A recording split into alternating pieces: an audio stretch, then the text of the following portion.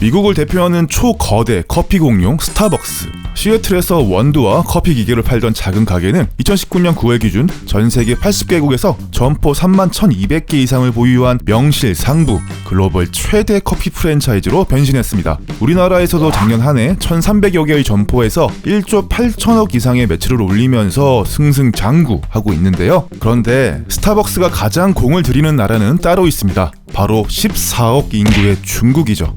스타벅스는 중국에서 작년에만 새로운 점포를 600개 이상 런칭하면서 중국 내 총 점포 수가 4,000개를 돌파했습니다. 더 놀라운 점은 아직도 중국 커피 시장의 성장 가능성이 무궁무진하다는 거죠. 2018년 1인당 커피 소비량에서 미국은 261잔, 그리고 한국은 230잔을 기록한 데 비해 중국 본토에서는 아직 5잔도 마시지 않는 것으로 드러났습니다. 여전히 커피보다는 차를 마시는 사람이 압도적으로 많기 때문이죠. 홍콩인들이 1인당 148잔을 마시기 때문에 중국 본토인들이 홍콩인들만큼만 커피를 마시기 시작한다면 단순 계산만으로도 앞으로 무려 31배의 잠재적 성장성을 가지고 있다는 말이 됩니다. 이러니 스타벅스가 중국만 생각하면 자꾸 웃음이 새어나오는 것도 틀린 말이 아니겠죠. 하지만 이런 스타벅스를 위협하는 도전자가 나타났습니다. 바로 파란 사슴으로 대표되는 중국 토종 기업 루이싱 커피였죠. 你有你的想法，我有我的看法。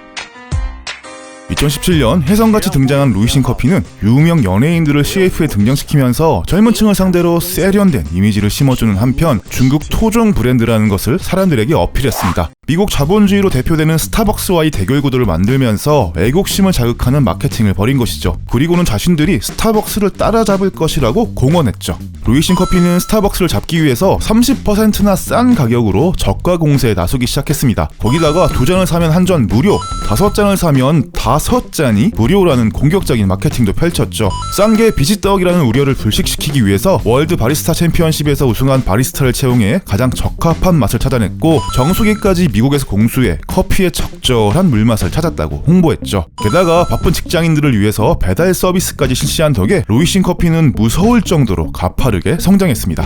위기감을 느낀 스타벅스는 중국인들에게 만든 인테리어로 매장을 꾸미는 한편 상하이에는 축구장 절반 크기의 세계에서 가장 큰 스타벅스 매장도 세웠습니다. 중국 전용 메뉴를 개발하는 것은 물론이고 심지어는 테이크아웃과 배달만 전문으로 하는 매장인 스타벅스 나우까지 열었는데요. 세계 어디서나 똑같은 서비스, 똑같은 인테리어, 똑같은 메뉴를 제공한다는 스타벅스의 경영 방침이 중국에서 무너진 셈이죠. 하지만 스타벅스의 눈물겨운 노력에도 불구하고 루이싱 커피의 파산 공세를 막아낼 수는 없었습니다. 루이싱 커피는 오픈 단 2년 만인 2019년에 매장 수를 4,910곳까지 늘리면서 그들이 공언한 대로 스타벅스를 제치는데 성공했습니다.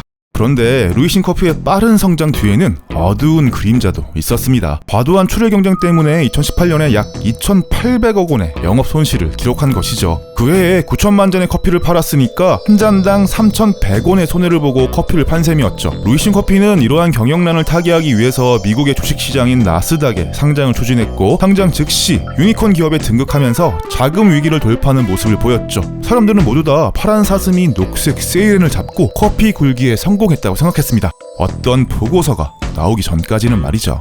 2020년 연초부터 루이싱 커피에 대한 수상한 이야기가 돌기 시작했습니다. 그 근원지는 미국의 헤지펀드 회사 머디워터스였죠. 머디워터스는 익명의 제보자에게 받은 보고서를 공개했는데요. 그 보고서에는 장장 981일에 걸쳐 루이싱 커피 매장 내부를 촬영한 비디오 분석 결과가 담겨 있었습니다. 무려 1,500명의 직원을 고용해 분석한 보고서는 커피를 주문한 고객 수와 커피를 담은 종이 봉투 수, 영수증 발생 개수 등을 상세하게 계산한 뒤에 루이싱 커피의 매출이 실제보다 엄청나게 부풀려졌다는 결론을 내렸습니다. 그리고 머디워터스는 루이싱 커피에 대한 공매도에 나선다고 발표했죠.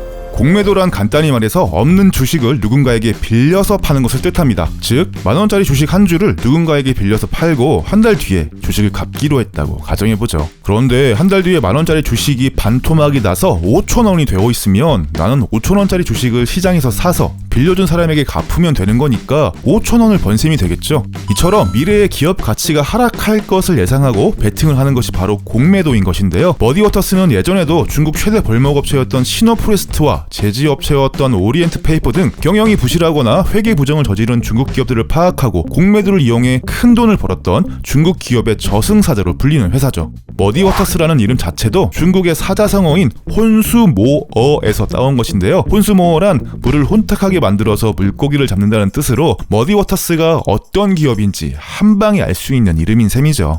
루이싱 커피의 주가는 순식간에 수직 낙하했고 주식시장 퇴출 위기에 몰리게 되었습니다. 스타벅스를 제칠 수 있었던 저력은 결국 회계 조작에서 나왔던 셈이죠. 그런데 이 사건은 엉뚱하게도 중국인들의 애국심을 폭발시켜버리고 말았는데요. 중국 기업을 살리자면서 루이싱 커피 먹기 운동이 벌어지고 있기 때문이죠. 과연 중국인들의 애국심 파워는 루이싱 커피를 구할 수 있을까요? 재밌게 시청하셨나요? 좋아요와 구독하기, 알람 설정, 그리고 저의 책 일상을 바꾼 이야기의 순간도 많은 관심 부탁드릴게요.